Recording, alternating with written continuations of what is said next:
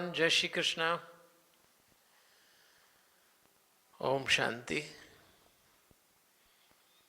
पवन तनय तुम एक आधारा,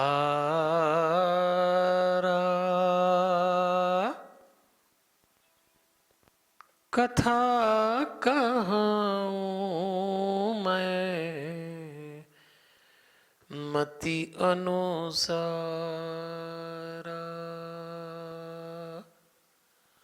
वक्रतुंड महाकाय सूर्यकोटि समप्रभ निर्विघ्नं कुरु मे देव शुभकार्येषु शुभ सर्वदा। गुरुर्ब्रह्मा गुरुर्विष्णु गुरुर्देव महेश्वर गुरुर्साक्षात् परब्रह्म तस्मै श्री गुरुवे नमः। नारायणं नमस्कृत्य नरं चैव नरोत्तमं देवीं सरस्वतीं व्यासं ततो जयमुदीरयेत्।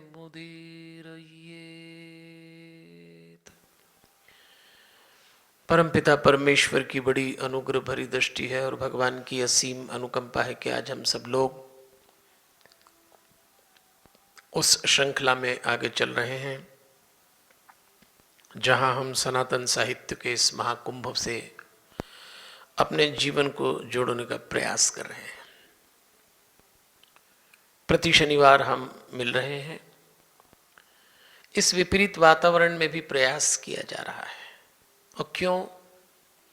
क्योंकि गीता प्रेस ने हमको पिछले 98 साल में 15 भाषाओं में 72 करोड़ पुस्तकों का प्रकाशन करके धर्म और अध्यात्म का एक ऐसा जीवन दिया है जो विश्व में कहीं भी संभव नहीं है। और हमें अपने भारतीय हिंदू होने पर, मैं तो कहूंगा मनुष्य होने पर गर्व होता है उस साहित्य से जुड़कर। तो चलिए वापस चलते हैं उसी श्रृंखला में, आपको स्मरण कराते हुए कि हम खोज रहे हैं सत्य को, खोज रहे हैं शांति को। और यही अभियान है। 100 साल पूरे हो जाएंगे 2 साल बाद। तो जो विचार किया गया वो यही किया गया, और खासतौर पे हमारी नई पीढ़ी इस अभियान से जुड़े। सबसे बड़ा सत्य है स्वयं को जानना। अपनी आत्मा तक जो पहुंच गया वो ही सत्य को जान पाएगा। और शांति एक मानसिक अवस्था है। सफल से सफल आदमी भी अशांत हो जाता है, असफल तो होता ही है। तो हमें हमारे बच्चों को वसीयत में जो कुछ भी सौंपना है, शांति जरूर सौंपिए। और ये जो अभियान है अभी गीता प्रेस के साहित्य का, ये अभियान है इसीलिए। तो इतना बड़ा साहित्य, उस पे गीता प्रेस की बहुत बड़ी सेवा। तो विचार ये किया गया, मुझे जब दायित्व दिया कि मैं बात करूं आप लोगों से, तो मैंने अपनी बाल बुद्धि से विचार किया कि क्यों ना हम अपने जीवन को 4 युग में बांट लें, सतयुग, त्रेता, द्वापर और कलयुग। और ये जितना साहित्य है इनको भी हम 4 युग से जोड़ लें। जैसे जब हम सतयुग की बात करें तो वेद पुराण त्रिदेव की बात करें, जब हम त्रेता युग की बात करें तो वो हमारा पारिवारिक जीवन होगा। जैसे सतयुग हमारा निजी जीवन है, ऐसे त्रेता हमारा पारिवारिक जीवन होगा। उसमें वाल्मीकि रामायण की चर्चा करेंगे, रामचरितमानस की चर्चा करेंगे, हनुमान चालीसा की चर्चा करेंगे। कहीं ना कहीं केंद्र में परिवार है। फिर हम द्वापर युग में आते हैं, तो द्वापर युग हमारा सामाजिक और राष्ट्रीय जीवन को दिखाने वाला है। और इसमें चर्चा करेंगे महाभारत की और गीता की। फिर कलयुग की बात करेंगे, हमारी प्रोफेशनल लाइफ और पंचदेव से इसको जोड़ेंगे। तो आपको याद हो कि मैं प्रति शनिवार एक युग को लेकर आपसे बात करता हूं, और जब पिछला शनिवार मैंने आपसे बात की थी तो पंचदेव की थी। तो आज वापस वही क्रम आरंभ होगा।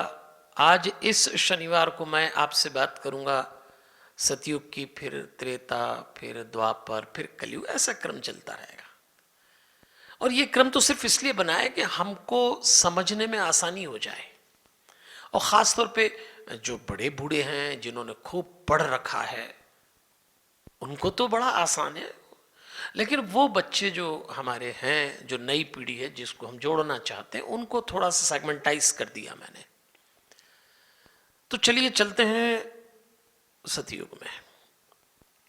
और सतयुग की जब बात करें तो मैंने आपसे कहा था कि इसमें हम वेद, पुराण, उपनिषद, इन सब की चर्चा करेंगे। और ये बहुत ज़रूरी है कि हम वेदों की जानकारी रखें। आज भी नई पीढ़ी के पढ़े लिखे बच्चे वेद के नाम से उनको लगता है तो विद्वानों का ग्रंथ होगा, भाषा उसकी संस्कृत, हम कैसे समझेंगे। वेद शब्द का सीधा सा अर्थ है ज्ञान, नॉलेज। लौकिक पदार्थ आंखों से देखे जा सकते हैं। लौकिक मतलब ये जो कार, बंगला, गाड़ी, दुनियादारी, ये सब जो दिखता है संसार में, ये लौकिक पदार्थ है। इसको तो आंख से ही देखने में काम आएगा।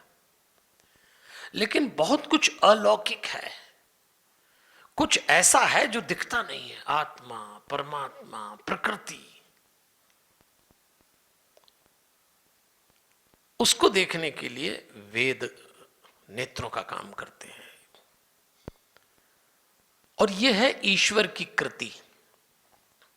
इसको अपौरुषेय कहा है, किसी मनुष्य ने इसका निर्माण नहीं किया है। ऋषि मुनियों के अंतःकरण में परमात्मा ने इसको पहुंचाया, वो ज्ञान वेद बन गया। विद्वानों का एक वर्ग कहता है कि ब्रह्मा जी के 4 मुख से ये निकले हैं। अब इसका मूल रचनाकार कौन है, इसमें मतांतर है, पर मैंने आपसे कहा ना कि हमको बहुत अधिक इन बातों में नहीं पढ़ना है। रिसर्च करने के लिए विद्वान है, मतांतर में तो जाना ही नहीं है। हमको तो जो उसमें से हमारे काम का है, सत्य और शांति के लिए जो उपयोगी है, वो लेना है। उसमें तो कोई बहस हो नहीं सकती। तो ईश्वर ने ब्रह्मा जी को दिया ज्ञान, ब्रह्मा जी ने ऋषियों को दिया, ऋषि मुनियों से शिष्यों तक पहुंच गया। अब अपने यहां एक और परंपरा है, श्रुति और स्मृति की परंपरा। सबसे प्रसिद्ध शब्द तो वेद है, लेकिन उसके बाद जो प्रसिद्ध शब्द है उसको श्रुति कहते हैं, श्रोयते इति। तो वेदों को श्रुति कहा गया है। मौखिक परंपरा से ज्ञान आगे बढ़ता गया और गुरु मुख से निकला। चूंकि वेद का ज्ञान गुरु मुख से निकला है, गुरु ने शिष्य को दिया है, इसलिए इसके हर अक्षर में बहुत अधिक शुद्धता का ध्यान रखा जाता है। जब वेद पढ़ाया जाता है तो लय, आरोह, अवरोह, इस सब का बड़ा महत्व है। इसलिए आप जब वेदों के श्लोक का उच्चारण जब पंडित लोग करते हैं तो जिस तरीके से करते हैं, और आप उनके हाथ देखते होंगे ऊपर नीचे जाते हैं, वो क्या है, रिदम को मेंटेन करते हैं वो, क्योंकि वो एक एक मंत्र इतना प्रभावशाली है कि जीवित शब्द हैं वो। और स्मृति, श्रुति तो वेदों के लिए कहा है, और स्मृति क्या है, तो हमारे धार्मिक शास्त्रों के लिए स्मृति शब्द आया है। अब स्मृति ग्रंथ कौन कौन से हैं, तो उपनिषद, रामायण, महाभारत, पुराण, सदर्शन, धर्मशास्त्र जितने हैं, इनको कहा जाएगा स्मृति। अब इसमें भी ज्ञान है, उसमें भी ज्ञान है। तो यदि कभी मतभेद हो कि एक ही विषय पर, एक ही सिद्धांत पर, उसमें क्या कहा गया है, इसमें क्या कहा गया है, तो वरीयता दी जाती है वेदों को। श्रुति को वरीयता मिलती है स्मृति के मुकाबले। अब आइए, एक सवाल हमारी नई पीढ़ी के मन में होता है कि वेदों में है क्या? संस्कृत के श्लोक हैं तो किस बात के हैं? और वेदों का जो एक तरह से व्यास जी ने बंटवारा किया है, उसका क्या आधार है? ये सवाल है। एक बहुत सीधी सी लाइन कहूं, अगर बॉटम लाइन जिसको कहें, कि मनुष्य के सदाचार के जो कर्तव्य हैं उनको दर्शाता है वेद का ज्ञान। फिर से दोहरा देता हूं, मनुष्य के सदाचार के जो कर्तव्य हैं उन सबको दिखाने के लिए वेद है। कोड ऑफ कंडक्ट, ये तो समझ में आ जाएगा ना आपको। एक संविधान है जीवन जीने का, जैसे राष्ट्र का संविधान होता है, राज्य का होता है, समाज का होता है, ऐसे मनुष्य जीवन का जो सिद्धांत है वो प्रकट होता है वेद से। चारों वर्ण, चारों आश्रम, तीन लोक, इस सब में क्या है, कैसे जिया जाए, क्यों है, ये सब वेद सिद्ध करता है। भारतीय गणित, ज्योतिष, संगीत, विज्ञान, इन सब का मूल वेद है। आपको सुन के आश्चर्य होगा, लेकिन सही है ये। तो कितना गहरा चिंतन है, जरा सोचिए तो सही आप। मानव मात्र का जो सबसे प्राचीन चिंतन है वो वेद है। पर्यावरण की जो भी कल्पना आज आप करते हैं उसका मूल, उसके संरक्षण की बात, मनोवैज्ञानिक समस्याएं, सिकेट्रिस्ट के पास आप जाते हैं प्रॉब्लम लेके, हम दबाव में हैं, तनाव में हैं, प्रेशर में हैं, टेंशन में हैं और डिप्रेशन में हैं, इस सब का निदान, इस पर चिंतन, ये क्यों हो जाता है, इससे कैसे मुक्ति मिले, मैं तो कहूंगा इस सब का समाधान वेद में है। अब आपको सुन के आश्चर्य हो रहा है, यही तो हमारी लाइफ की प्रॉब्लम है। जरा जरा से में प्रेशर में आ जाते हैं, टेंशन में आ जाते हैं। लोग शांत कैसे रहें, इसकी वैज्ञानिक दृष्टि वेद में है। बताइए आप, हम अभी क्या, ये जो अभियान हमारा है, क्या है ये अभियान? सत्य और शांति की खोज। ईमानदारी से कह रहा हूं आपसे, ये जो मध्यकाल की पीढ़ी है जिसमें मैं भी शामिल हूं, यदि हम अपने बच्चों को सत्य और शांति की खोज का सही रास्ता दे दें तो हमारे बच्चे जब हमसे भी अधिक टफ लाइफ देखेंगे उनके लिए बड़ी सुविधा हो जाएगी। हमेशा दोहराता हूं, क्यों दोहराता हूं? याद दिलाने के लिए। आप अपने बच्चों को एक मोटरसाइकिल खरीद देंगे, कार खरीद देंगे, पढ़ा लिखा देंगे, शादी कर देंगे, लेकिन अगर आपने शांति नहीं दी, जीवन के सत्य से उनका परिचय नहीं कराया, तो आपकी आंख बंद होने तक अपने सामने उनको ज्वालामुखी के ढेर पे बैठा देखेंगे।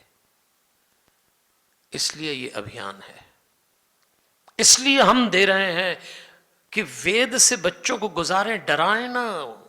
वेद नाम सुनते ही आज नई पीढ़ी का बच्चा बोलता है हमारे काम का नहीं। क्यों तुम्हारे काम का नहीं है? पर्यावरण, मनोवैज्ञानिक समस्याएं, आपके जीवन की छोटी छोटी बातें और खास तौर पे शांति के लिए सारे समाधान वैज्ञानिक दृष्टि से, लॉजिकल, साइंटिफिकली आपको प्रूव करके देंगे। ऐसा नहीं जो लिख दिया वो लिख दिया। ऋषि मुनि वैज्ञानिक थे। और आज हमको सबसे ज्यादा जरूरत किस बात की है? शांति की। दौलत तो कोई भी कमा लेता है। कनपटी पे पिस्तौल रखो तो जिसके हाथ में पिस्तौल है उसके हाथ में दौलत भी आ जाएगी। जरा पढ़े लिखे होंगे, तरीके निकल आएंगे, लेकिन शांति कहां से लाएंगे? इसके लिए तो आप ही को तैयारी करना है। हमारे ऋग्वेद में, यजुर्वेद में बहुत व्यवस्थित ढंग से शांति का मंत्र आया है। आप सोचिए क्या काम किया होगा हमारे ऋषियों ने। पूरा मंत्र है शांति के लिए। तो चलिए इस बात का जवाब लेते चलें कि वेद चार कैसे हो गए। पहले तो एक ही था, फिर व्यास जी ने इनका संकलन किया, इनका संपादन किया। व्यास जी बहुत अच्छे कंपाइलर थे, एडिटर थे, इसीलिए तो उनका नाम वेद व्यास पड़ गया। फिर ऋग्वेद के ऋषि पेल हुए, सामवेद के जैमिनी हुए, यजुर्वेद वैशंपायन के पास गया और ऐसा पूरा व्यवस्थित करके आपको सौंप दिया। ये चार वेद एक तरह से कवच हैं, आपका किला है। देखिए देवियों और सज्जनों, भोग विलास मनुष्य के मन की पहली पसंद है। हर मनुष्य का मन भोग विलास चाहता है। अवसर न मिले ये बात अलग है। आप जा रहे हैं पैदल, एक बढ़िया सी गाड़ी गई, गाड़ी निकल गई, मन उसमें लग गया, पता नहीं मेरे पास कब आएगी ऐसी, मेरे पास भी हो। मोहल्ले में निकले, एक अच्छा मकान दिखा, मन गया मकान के अंदर, आपका शरीर बाहर है, अपना कब ऐसा हो सकता है। चलो कार बंगला तो ठीक है, इस मन को तो इतनी भोग विलास की आदत पड़ गई कि सड़क पे घूम रहे हैं, कोई पति पत्नी निकले तो पति दूर, पत्नी में गया दूसरे की और ले आया, फेरे वेरे भी लगा लिए, पता भी नहीं लगने देता। ऐसा होता है ये मन। उसकी पसंद है, वो करता है, बुरा मत मानिए। मेरी बात जितने लोग सुन रहे हैं सब अपने जीवन में इस मन से वो तमाम गंदे और गलत काम कर चुके होंगे जो बाहर किसी को पता नहीं लगने देंगे। ये है ही खेल ऐसा, मनुष्य का शरीर है भाई। हम तीन बातों से बने, शरीर मन और आत्मा। अगर आप शांति की तलाश में हैं तो ये क्लैरिटी बहुत जरूरी है कि शरीर अलग है, मन अलग है, आत्मा अलग है। तो मन को तो भोग विलास की आदत है, और जो भोग की वृत्ति होती है वो हमारे भीतर आवश्यकताओं के दरवाजे से आती है।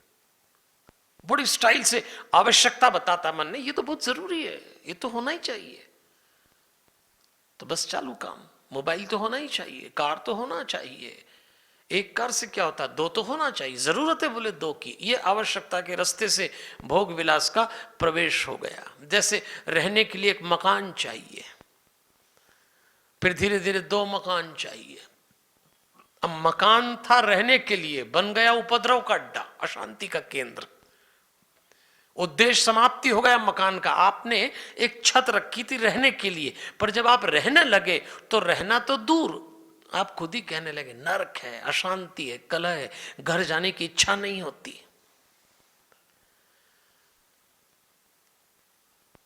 आपको याद होगा पहले के समय राजा महाराजे दो चीजें बनाया करते थे, एक होता था महल और दूसरा होता था किला। देखे होंगे आपने, पुराने महल घूमने जाते हैं ना अपन लोग, और किले भी घूमने जाते हैं। अब दो चीजें बनाते थे राजा लोग, हम लोग नहीं बना सकते दो चीजें, ना तो महल बना सकते हैं, हम मकान बनाते, किले का तो सवाल ही पैदा नहीं होता। अब राजा दो क्यों बनाते थे, जरा विचार करिए, बड़ा बारीक फर्क था। महल बनाया जाता था भोग और विलास के लिए, और भोग विलास पर आक्रमण न हो जाए उसकी रक्षा के लिए बनाया जाता था किला। थोड़ा बारीक बात है, पर समझ के चलेंगे तो आसान हो जाएगा आपको। अब उदाहरण समझाता हूं मैं, क्योंकि ये जो वेद है ना चार, ये हमारे लिए महल और किला दोनों का काम करेंगे, इसलिए समझिए इसको। रावण ने दोनों बना दिए थे, रावण के पास महल भी था और रावण के पास किला भी था। लंका अपने आप में दोनों था, 2 in 1। वहां भोग विलास भी करता और कोई दूसरा आके आक्रमण कर नहीं सकता, चारों तरफ समुद्र थे, कोई नहीं आ सकता, वो किला था। मैं राम कथा की घटना इसलिए बता रहा हूं कि आपने सुनी होगी तो आपको वेद समझ में आ जाएंगे, अन्यथा जब हम राम कथा की बात करेंगे तब उसकी बात करेंगे। लेकिन ये समझाने के लिए कह रहा हूं कि रावण के महल और किले तक कौन पहुंचेगा और कैसे पहुंचेगा। तो विश्वामित्र जी ने यह प्रयोग किया, और विश्वामित्र जी ने प्रयोग यह किया कि मुझे राम को महल से निकालना पड़ेगा। राम इस समय दशरथ के महल में है, थे दशरथ जी तो राम जी को बाहर निकालना भी नहीं चाहते थे, तो वो तो महल में रखते थे आराम से।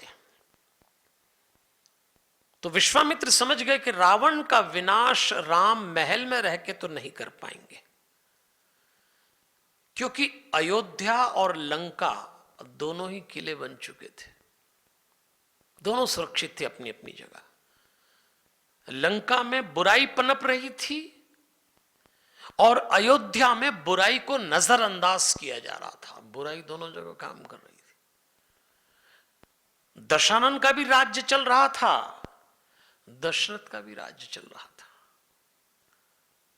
दशरथ के राज्य में ऋषि मुनि पीड़ित हो गए, पर दशरथ ने सोचा ठीक है, मैं अपने घर में हूं, मेरे महल में हूं, मेरी रानियां, मेरे बच्चे। विश्वामित्र जी ने आके यही तो कहा था, हम अनाथ हो गए। बताइए आप, ऐसी कैसी सत्ता थी दशरथ जी के कि ऋषि मुनि अनाथ हो गए?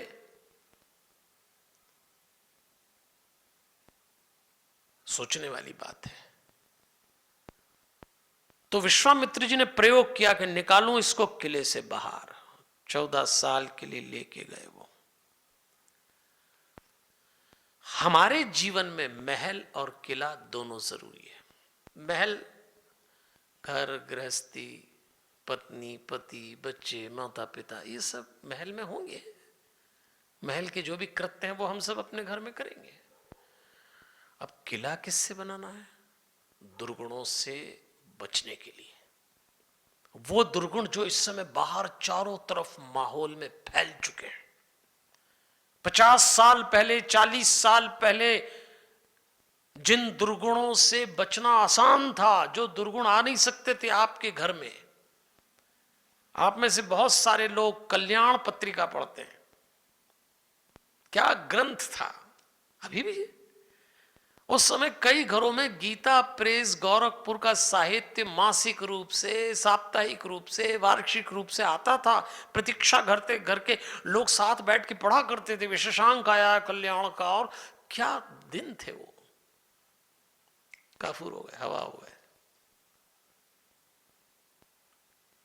अश्लील साहित्य घर में ना आए, इसके लिए माता पिता सक्रिय रहते थे। किसी शहर में कोई होर्डिंग जरा सा अश्लील लग जाए, तुरंत हटा दिया जाता था। मां बाप अपने बच्चों को ऐसे अश्लील होर्डिंग देखने से बचाते थे। जो युवा बहुत मौज मस्ती के थे, वो छुप छुप के अश्लील साहित्य लाया करते थे।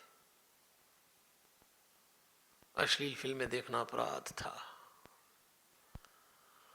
आज इस हथेली पे है, एक उंगली दबाइए, आपके घर में आपका बच्चा, बेटा हो या बेटी, अपने ही बेडरूम में वो सब देख सकता है जो आपने कभी अपनी जिंदगी में 25 साल तक नहीं जाना और देखा होगा। ऐसे माहौल में जब लगातार वासनाओं का आक्रमण हो रहा है, जब लगातार ऐसे विचार मनुष्य के जीवन में और घर में उतर रहे हैं जो नेगेटिव हैं, अश्लील हैं,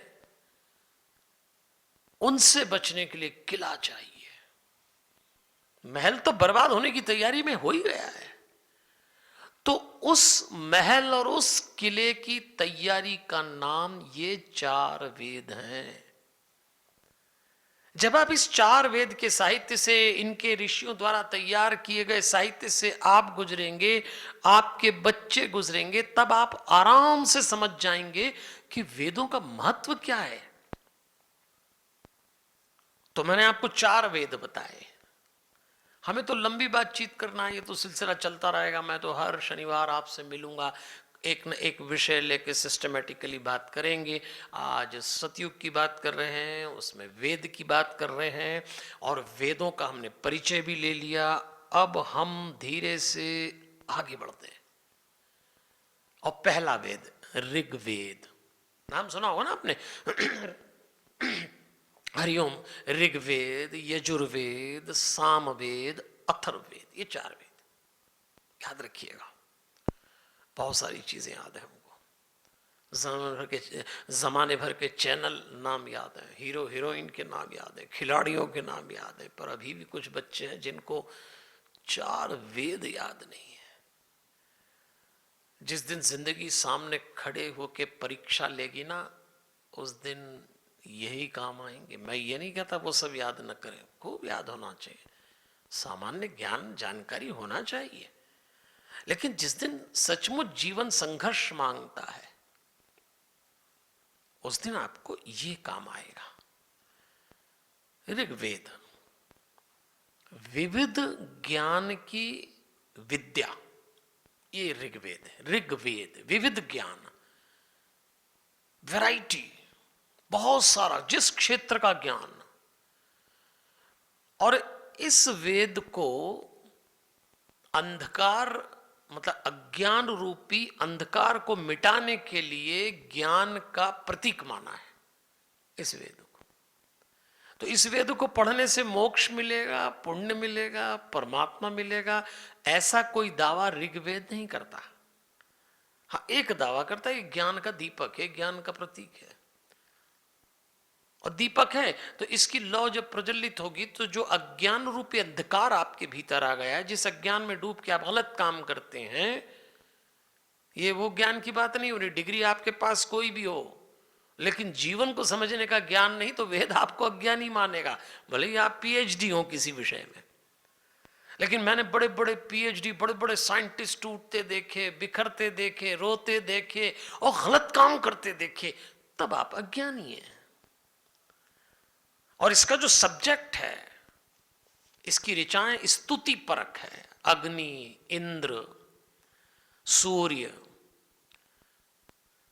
इसकी ऋचाएं इनको अर्पित की गई है। दुनिया का बहुत प्रसिद्ध मंत्र ओम भूर्भुवस्वः तत्सवितुर्वरेण्यं भर्गो देवस्य धीमहि धियो यो नः प्रचोदयात्। ओम, गायत्री मंत्र, ये कहां से आया है?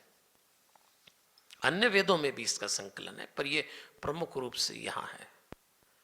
सविता को संबोधन किया गया है। ऋग्वेद का मानना है कि ज्ञान कभी निराशावादी नहीं होता। इस शब्द को थोड़ा सा समझ लें, ज्ञान कभी निराशावादी नहीं होता। तो यदि आप पढ़े लिखे आदमी हैं और निराश हो गए, तो फिर आपके पास ज्ञान नहीं है, वो केवल जानकारी है। इंफॉर्मेशन और नॉलेज में फर्क है। जो आपको क्लास में पढ़ाया जा रहा है, जिस आपको यूनिवर्सिटी में पढ़ाया जा रहा है, जिस बात की आपकी डिग्री है, वो है इंफॉर्मेशन ऑफ द सब्जेक्ट, लेकिन नॉलेज ऑफ द लाइफ वो वेद में। तो वेद कहता है यदि कोई निराश है तो वो ज्ञानी नहीं हो सकता। अब आप हिसाब लगा लो, ये जितने बड़े बड़े पढ़े लिखे हैं, जरा जरा सी बात पर डिप्रेशन में आते हैं। इसका मतलब आपके पास ज्ञान नहीं है, आप वेद से कुछ। इसलिए बच्चों से कहिए थोड़ा वेद पढ़े। अब मैं ये नहीं कहता बहुत गहरी स्टडी कर लें, वेद के ऊपर बहुत अच्छा साहित्य गीता प्रेस में दिया है, कंपाइल करके दिया है, उसकी टीका की गई है। तो आप उतना ज्ञान लें कि जीवन में कभी आपको निराश होने का मौका न मिले।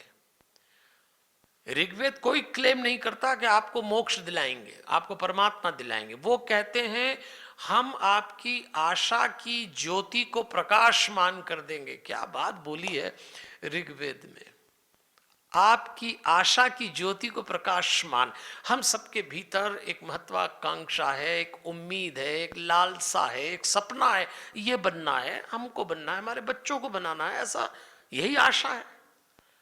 आशा की ज्योति बुझती रहती, उसको प्रकाशमान करते हैं वेद के मंत्र, ऋग्वेद के। इसलिए ऋग्वेद से जुड़िए।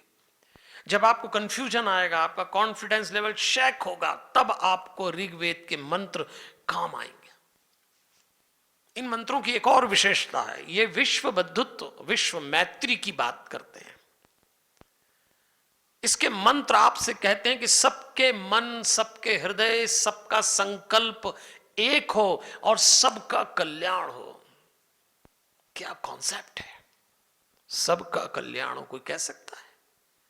हम कहते हैं, हमारा ऋषि कहता है, हमारा वेद कहता है और हमारा गीता प्रेस का साहित्य कहता है। इसलिए आपको जोड़ना है बच्चों से, ये बहुत बड़ी बात है। वेलफेयर फॉर एवरीबडी, मुझे मिला है तो सबको मिले। हम सिंगल, अपने अकेले की प्रगति विकास की कामना नहीं करते। हमारा आग्रह है कि हम आगे बढ़े तो हमारे साथ सब आगे बढ़े। इसीलिए इसमें कई देवी देवताओं की स्तुति की गई। पृथ्वी, आकाश, नक्षत्र, ये सब देव हैं। अग्नि, ये सब देवता हैं। तो अग्नि, इंद्र, सूर्य, वरुण, मित्र, सविता, कितने ही देवता इसमें हैं। मरुत, अश्विनी, पर्जन्य, विष्णु, रुद्र, सोम, आदित्य, अदिति, इनकी खूब व्याख्या की गई। ये पूरे ब्रह्मांड के देवता हैं, हम सबका मान कर रहे हैं, सबका। इसलिए बाल मन, युवा मन वेद से जुड़े, वेद से। एक मनोवैज्ञानिक बात कहना चाहूंगा आपसे कि क्यों बच्चों को वेद से जोड़िए। क्या है वेद में? ये देवता है। ये देवता कौन है? ये हीरो है, रियल हीरो। कौन है रियल हीरो? सूर्य रियल हीरो है। बिना नागा, बिना किसी उसके आपके जीवन में आता है। एक बात ध्यान रखना, मौसम, सूर्य चंद्र में फर्क है। मौसम इनको ढक दे तब भी सूर्य चंद्र रहते हैं। हमें यहां नहीं दिख रहे होंगे, कहीं हैं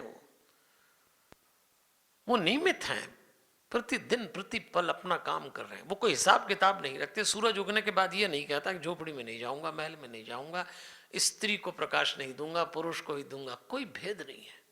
यही चंद्रमा का, ये रियल हीरो है। वरुण, सूर्य, चंद्र, नक्षत्र, परमात्मा, रुद्र, विष्णु, ये रियल हीरो हैं। और आप एक मनोवैज्ञानिक तथ्य पे विचार करना कि बाल मन जो होता है, हम भी कभी बच्चे थे तो आप याद करना अपने बचपन को, कि बाल मन कल्पना के पलों में जीता है। इमेजिनेशंस, बच्चे बहुत इमेजिनेशन करते हैं।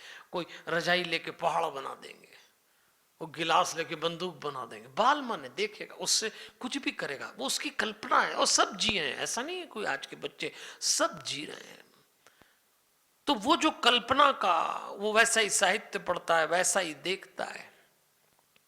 और चूंकि बाल मन की अपनी शारीरिक सीमाएं होती हैं, उसका शरीर बहुत कुछ कर नहीं सकता, पर वो देख लेता है किसी सिनेमा में हीरो बंदूक चला रहा है, तो वो एक बंदूक लेके अपने घर वालों को ठा ठा ठा ठोक देगा। वो क्या कर रहा है? वो कल्पना में जी रहा है। वो ऐसा कर नहीं सकता।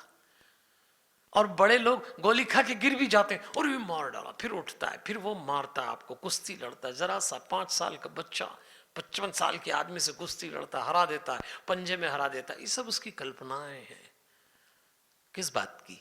नायक बनने की, जीतने की, हीरो बनने की।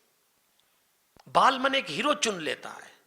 इसीलिए युवाओं को और बच्चों को हनुमान जी क्यों पसंद है? Hero, no alternate. हीरो वो होता है जिसका कोई विकल्प नहीं है, जो कभी पराजित नहीं हुआ। अभी भी कई बच्चे श्री राम और श्री कृष्ण के मुकाबले हनुमान जी को हीरो के रूप में ज्यादा स्वीकार करते हैं। तो वो जो बाल मन में हीरो है, वो शारीरिक सीमाएं हैं, तो उसकी कल्पना में तो वो नायक उतर आया, पर वो बन नहीं सकता नायक, उसकी सीमा है। तो वो ऐसे नायक को अपने आसपास ढूंढता है। तो जब आप उसको, बच्चे को वेद से जोड़ते हैं, तो आप उसको बता सकेंगे सूर्य असली नायक है, तेरे साथ चलेगा। सूर्य को अर्घ दे के देख, चंद्रमा क्या है, वरुण क्या है, विष्णु क्या है, रुद्र क्या है। इन असली हीरो लोगों से परिचय कराइए। वो हीरो की तलाश में है बचपन, और उसी तलाश की अधूरेपन में वो जवानी में चला जाता है, और फिर वो भटकता है। ये तो मनोविज्ञान आप जानते हैं ना कि अच्छा बच्चे सिगरेट क्यों पीते हैं? क्योंकि जब किसी बड़े व्यक्ति को सिगरेट पीते हुए देखते हैं, वो सिगरेट को होठों से लगाना, वो जलाना, तो उसको लगता है ये काम बड़े लोग ही करते हैं और उसको होना है बड़ा।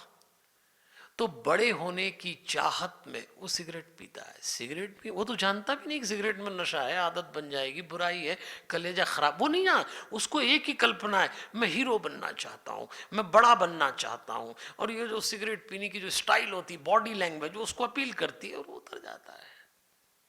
बहुतों तो शराब देखा देखी पीते हैं। तो क्यों न समय रहते वो जो अधूरापन, वो जो बालमल की कल्पनाएं हैं, जो एक नायक की तलाश में है, उस नायक की तलाश वेद पे समाप्त करिए, न कि किसी सीरीज में, किसी फिल्म में, या किसी ऐसे साहित्य में जो अनुचित है इस उम्र में। इसलिए इस साहित्य को गंभीरता से जोड़िए बच्चों से। मैं कोई 10-1 साल पहले अमेरिका गया, और जाता रहता हूं, हर वर्ष अवसर मिलता है। तो वहाँ अमेरिका में अपने जो हिंदू भाई बहन है वो मंदिरों में हमारी कथा कराते हैं और ख़ास तौर पे हनुमान जी की कथा कराते हैं। कहीं तो बच्चे मेरी हिंदी समझ जाते हैं, कहीं थोड़ा मैं अंग्रेजी में बोलता हूँ और कहीं मेरी बात का अंग्रेजी ट्रांसलेशन कोई एक भाई बहन खड़ा हो जाता है जो हिंदी जानता है और करता है। तो एक बार मैंने उन आयोजकों से पूछा कि आप मुझे रिपीट क्यों करते हैं, हर साल मुझे बुलाते हैं। तो एक भैया ने बहुत अच्छी व्याख्या की कि पंडित जी आपके पास कैरेक्टर बहुत तगड़ा है। आप जब हनुमान जी की कथा सुनाते हैं और सुना के चले जाते हैं तो हमारे बच्चों से हम ऑप्शन पूछते हैं कि अगली बार पंडित जी को बुलाएं। बोला हाँ बुलाइए बुलाइए। वो हनुमान जी की बात करते हैं। हनुमान जी उनके हीरो हैं। वो हनुमान जी में वो पैशन देखते हैं, वो फोर्स देखते हैं। तो एक बार मैंने एक बच्चे से पूछा कि आप राम जी को भी जानते हैं, कृष्ण जी को भी जानते हैं, फिर हनुमान जी को इतना पसंद क्यों करते हैं? तो वो उस थोड़ा समझदार बच्चा था, उसने कहा जब मैं राम जी के बारे में सोचता हूं तो मुझे लगता है उनकी पत्नी का अपहरण करके ले गए राक्षस। कृष्ण जी के साथ भी मेरे कई सवाल खड़े हो जाते हैं, लेकिन हनुमान जी जैसे आते हैं तो सारे सवाल गिर जाते हैं। हनुमान जी सिर्फ हनुमान जी हैं। वो रावण जिससे दुनिया डरती है, हमारे हनुमान जी उसकी लंका जला के आ गए। और इतनी सारी बातें हनुमान जी की क्यों?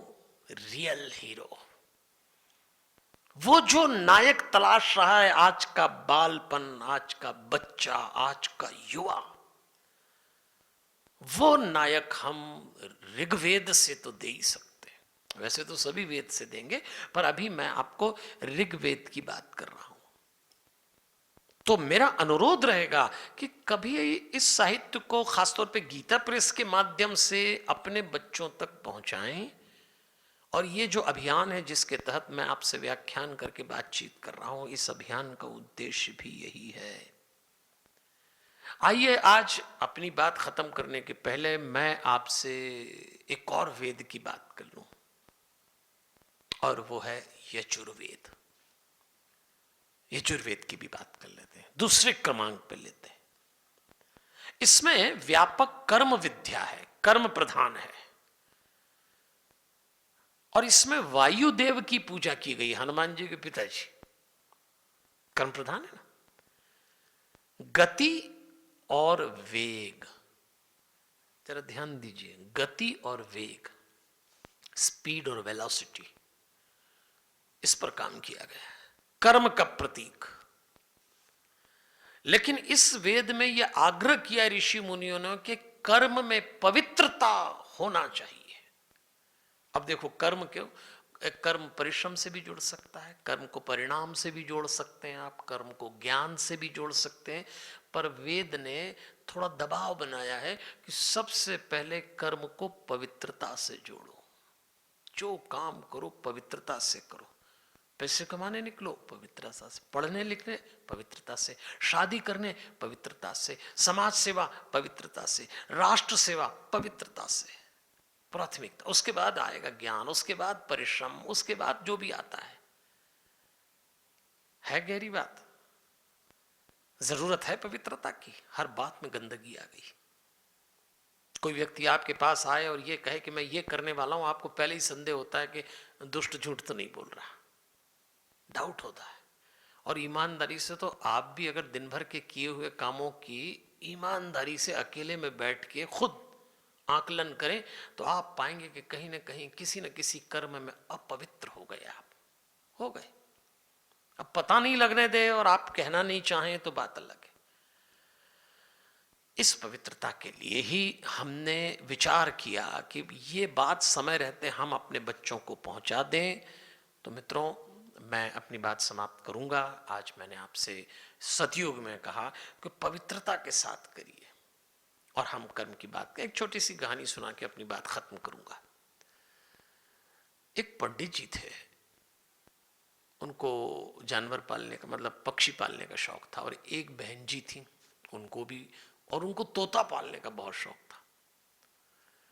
तो वो बहन जी एक बार तोते की दुकान पे गई, उन्हें कहा एक तोता दे दो, और ले आई और तोते को अपने घर में रख लिया।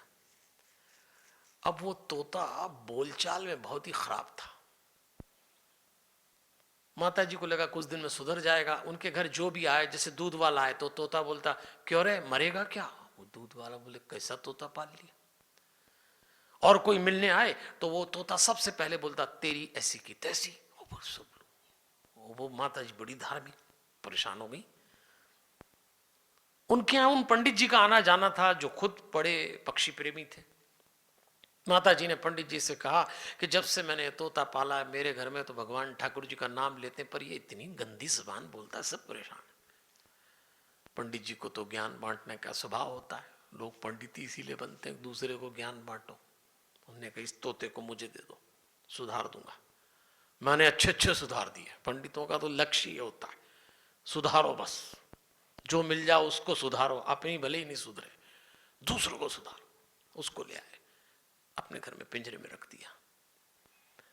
उनके पिंजरे में पहले से एक और तोता था और वो माला जपता, सीताराम सीताराम बोलता। भाई पंडित जी का तोता था ट्रेंड, बोले इसके साथ रहेगा सुधर जाएगा। माता जी ने कहा बहुत अच्छा। 6 महीने बाद माता जी फिर आई, पंडित जी हमारे तोते का क्या हुआ? हाँ, बोले चलो देखते। गए, दोनों तोते बैठे और वो जो तोता था उसको देख के माँ ने बोला क्यों रे, तू तो पहले बहुत गाली देता था, अब नहीं देता माई को गाली? और पंडित जी की नजर पड़ी अपने तोते पे तो वो भी चौंक गए कि वो जो माला जपता था कोने में पड़ी माला, बिना माला के बैठा। तो इस माई ने उस तोते से कहा कि क्यों तू मेरे घर में तो बहुत गाली देता। तो उस तोते ने कहा मैया सुन लो, मैं तोता नहीं तोती हूं, और मैं एक वेश्या के घर में बली, वहीं पैदा हुई वहीं बड़ी, तो मेरी जुबान हो गई खराब। और मैं चूंकि तोती हूं तो एक अदद तोते की तलाश में थी और वो मिल नहीं रहा, तो मुझे बहुत गुस्सा आता, तो जो मिलता उसको गाली देते। तो तुम्हारे घर में भी गाली दे रही थी, तोता नहीं तोती हूं, लेकिन अब मेरा काम हो गया तो क्यों गाली दूं? ये सुन के पंडित जी घबराए। उनने अपने तोते से कहा क्यों रे, तू तो दिन भर माला जपता था, राम नाम जपता था, तूने क्यों माला फेंक दी? तो पंडित जी का तोता बोला पंडित जी मैं भी एक तोती की तलाश में था, अब ये आ गई तो काहे की माला और काहे का जप। और तोती ने बोला मैं इसकी तलाश में थी तो गाली बंद हो गई, उनकी पूजा बंद हो गई, तोते को तोती मिल गई, तोती को तोता मिल गया, काम खत्म। इसलिए वेद ने कहा है पवित्रता रखिए काम में, नियत साफ रखिए। हम मिलेंगे और अगले शनिवार फिर मिलेंगे और उस समय हम बात करेंगे, जब 4 सितंबर को हम मिल रहे हैं त्रेता युग में राम कथा के साथ। मेरी बातों का चिंतन करते रहिएगा, मेरे आग्रह को जीवन में उतारिए। समय रहते, रुचि रहते हम गीता प्रेस के साहित्य से अपनी नई पीढ़ी को जोड़ें। जीवन के लिए गंगा है ये। आप सबको प्रणाम। खुश रहिए, खुश रखिए हमारे हनुमान। जय श्री कृष्ण।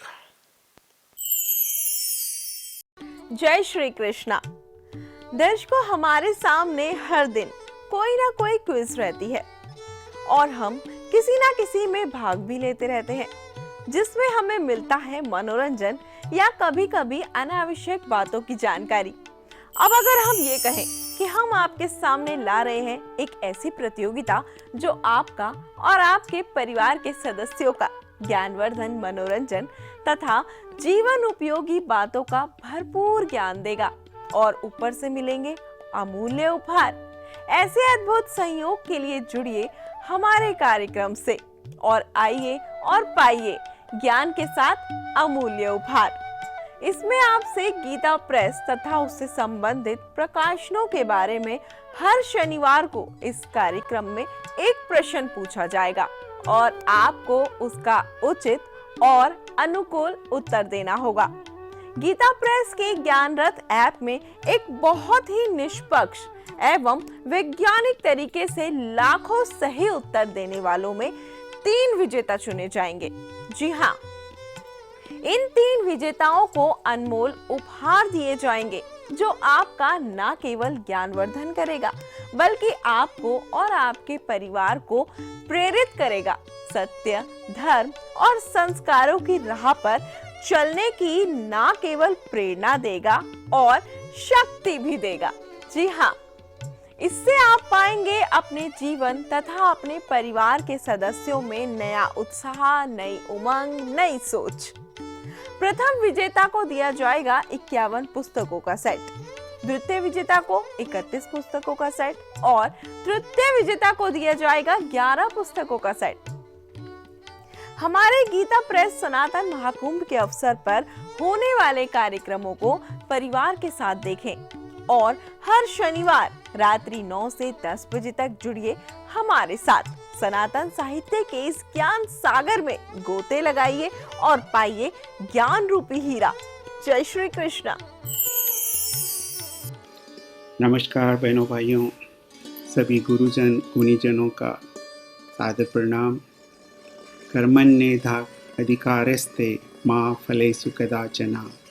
ये वाक्य प्रारंभ से ही स्कूल में पढ़ते आए हैं, व्याख्यानों में सुनते आए हैं और एक बार नहीं इतनी बार सुना है कि स्वतः ही मन में आ जाता है, विशेषकर जब हम ऐसी दुविधा में होते हैं कि हम करें या नहीं करें।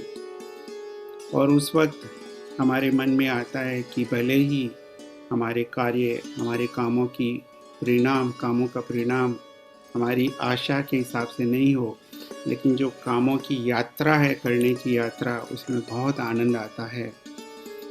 और आज से 20-25 बरस पहले ये वो इंटरनेट का ज़माना नहीं था, टीवी का भी इतना प्रचार प्रसार नहीं था। तब कौन सी एक ऐसी विशिष्ट इंस्टीट्यूशन थी जो हमें अपने इस तरह के संस्कार, इस तरह के ज्ञान से जुड़ाए रखती थी, वो है गीता प्रेस। गीता प्रेस के प्रकाशन जब भी मैं बाहर कहीं अन्य देशों में जाता हूँ, मेरा प्रवास बेल्जियम में है, वहाँ किसी न किसी तरीके से हम गीता प्रेस के प्रवासी भारतीयों के पास ज़रूर देखते हैं। और मुझे ये प्रसन्नता है ये जानकर कि कुछ ही समय में गीता प्रेस शताब्दी मना रही है। मैं इस वक्त पर ये आशा करता हूँ कि न केवल आने वर्षों में बट युगों युगों तक गीता प्रेस हमें अपने संस्कारों के बारे में, अपनी विरासत के बारे में याद दिलाती रहेगी। और इस अवसर पर मैं प्रेस के ट्रस्टी श्री मुरली जी सराफ और उनके को ट्रस्टी और सभी पदाधिकारियों का हार्दिक अभिनंदन करता हूँ और साधुवाद देता हूँ कि आप अपना अमूल्य समय दे रहे हैं, अथाह सहयोग दे रहे हैं, ताकि हम लोगों को अपनी संस्कृति से, अपनी विरासत से जुड़े रहने का मौका मिले। मैं आपको इसलिए बहुत बहुत साधुवाद देता हूँ। दर्शकों, गीता प्रेस के सनातन साहित्य के महाकुंभ 2023 की शंखनाद 24 जुलाई 2021 को गुरुजी पंडित विजय शंकर मेहता जी ने किया था और आपके अपने सुभारती चैनल पर यह हर शनिवार रात्रि 9 से 10 बजे तक एक अमृतमयी वाणी की तरह प्रसारित होता है। हमारा उद्देश्य है कि विश्व के करोड़ों दर्शकों तक गीता प्रेस के सनातन साहित्य के अमृत को जन जन तक पहुंचाया जाए और उनमें संस्कार और धर्म के प्रति आस्था को न केवल कायम रखा जाए, बल्कि पीढ़ी दर पीढ़ी इसके ज्ञान अमृत को फैलाया जाए। इसके तहत आपकी जिज्ञासा और प्रश्नों के उत्तर देने के लिए एक क्विज की शुरुआत 31 जुलाई 2021 से आरंभ की गई।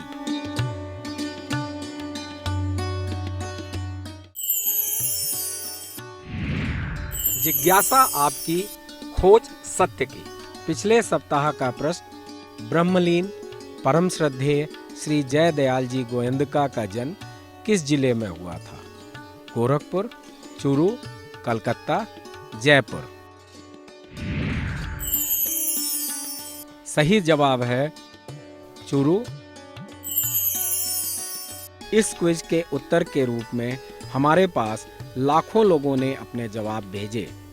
आपको यह बताते चलें कि आपके उत्तरों को बहुत ही वैज्ञानिक एवं निष्पक्ष तरीके से गीता प्रेस के ज्ञान रथ ऐप के द्वारा प्रोसेस किया गया और चुने गए 3 विजेता, जिनकी घोषणा हम कर रहे हैं।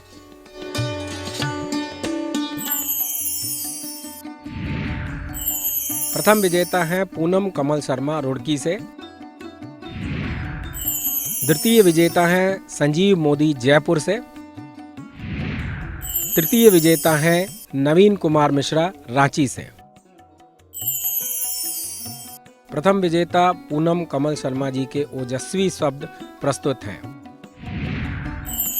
मेरा नाम पूनम कमल शर्मा है। मैं रुड़की उत्तराखंड में रहती हूँ। मुझे गीता प्रेस गोरखपुर में इंटरेस्ट तब से है जब से गोपाल जी की सेवा में हूँ। मैंने तभी से गीता और गोपाल जी की किताबें पढ़ना शुरू किया। अब मैं अपना ज्ञान और बढ़ाना चाहती हूँ गीता प्रेस की पुस्तकों के माध्यम से, क्योंकि इन्हें पढ़ना और समझना बहुत ही आसान है और इसकी गुणवत्ता बहुत अच्छी है। द्वितीय विजेता संजीव मोदी जी के ओजस्वी शब्द प्रस्तुत हैं। नमस्कार। वैश्वीकरण के इस दौर में गीता प्रेस हिंदू सनातन धर्म के प्रचार प्रसार में जो अग्रणी भूमिका निभा रही है वह अत्यंत ही सराहनीय है। गीता प्रेस को अपने 100 वर्ष पूरे करने पर हार्दिक शुभकामनाएं, हार्दिक बधाई। धन्यवाद। जय श्री राम। राधे राधे।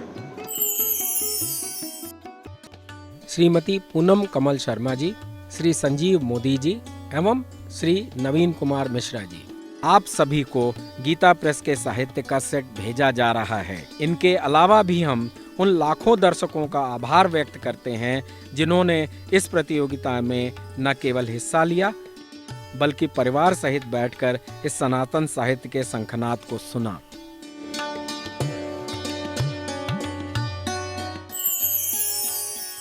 इसी के साथ ही इस उम्मीद के साथ कि इस बार भी हमारे इस भक्ति अमृत रस भरे कार्यक्रम का आपने रसास्वादन किया।